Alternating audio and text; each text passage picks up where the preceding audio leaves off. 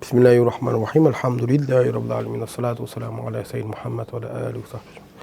Бүгінгі таңда тәңіршілер ма, кімді атеистер ма, Абай шәкәрімді мұсылман емес деп бір дейді таң қаласында соларға мен неге сүйеніп айтады негізі. Егер шәкәрімнің еңбектерін қарайтын болсаң, бәрі ислам жайында айтылған. Оның мұсылмандық кітабы деген кітабы бар. Мұсылмандық шарты дейді, бірақ негізгі аты мұсылмандық кітабы. Ол кітап білесіңдер ме, сендер не кітап екен? Чисто шариатский кітап. Тап-таза шариатский кітап. 101 бәле беттен тұрады. 30 беті ақидаға арналған, қалған 70 беті оның 2 беті усул фиққа арналған, қалғанның бәрі фиққа арналған. Сауда саттық фиқына дейін кірген, ана жаза фиқына дейін кірген, никах фиқына дейін кірген. Сен соны жаза тұра, сен қалай айтасың оны? Не деп Құдай ат неменеді? Мен мұсылман емес деп таң қаламда. Абайдың негізі сен қарау сөзі бар. Соның мен шатаспасам 38 бекен. Сен Аллаға исбат етіп, мен жаңа Алланың сифаты өз заты да емес, бөлек емес дедім ғой. Ол негізі арабша ла хуа ва ла ғойру деп аталады. Абай сөйтіп жазып кеткен ғой. Алланың сифаты ла хуа ва ла ғойру, арабша жазып кеткен. Сен не айтасың деймін де сен. Таң қаларлық дүниеде негізі. Сондықтан да Абайдың мысалы әкесі Құнанбай деген Құнанбай ескі там деген медресе ашқан, кішігірім өзінің қыстағынан. Мешіт соқтырған, кәдімгідей татарлардан молдалар алдыртқан, оқытқан.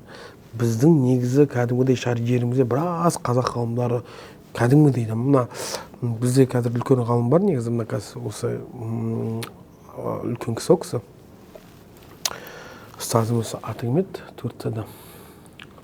Әшірбек Мөмен. Сол кісі қазір не туралы жазғаны бар. Қазақстанда шыққан ғалымдар жайында. Осы Абайдың заманында. Ананы көрсеңіз, ойбай, мына мен негізі диссертация жазып жатырмын. Семей дегеніміз ғалымдардың ортасы болған ғой. Абайдың заманында Абай шәкірт болып жүрген кезде мен сондай редкий рукопистер таптым да. Мысалы, Тарих Семей Пулат қала деген Халиди деген ғалымның бір рукописі, төте жадымен еске жазылған. Семей қаланың, Семей Пулат дейді ол кезде. Семей Палатинск қой. Семей Пулат қаласының тарихы деген кітап. Сол жерде анау діни ғалымдарды баян еткенде, мешіттерді баян еткен кезде, анау исламның орталығы болған ба деп қаласың.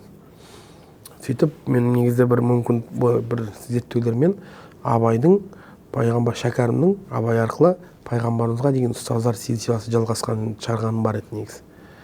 Я бір ұстаз анаудан силсила ретінде келмеген, бірақ тарихи салыстырулар арқылы шәкәрімнің ұстазы Абай болатын болса, Абай пәленшеде оқығандығын айтады, ол пәленше анада оқығандығын айтады, анау пәленшенің еңбегінде анау оқыған, сөйтіп өздерінің сөздеріне сүйене отыра неге шыққаным бар пайғамбарымыздың несінен. Сондықтан да күлкілі нәрсе, оған күле салу керек болды. Онымен сөйлесудің қажеті жоқ онда адамдар.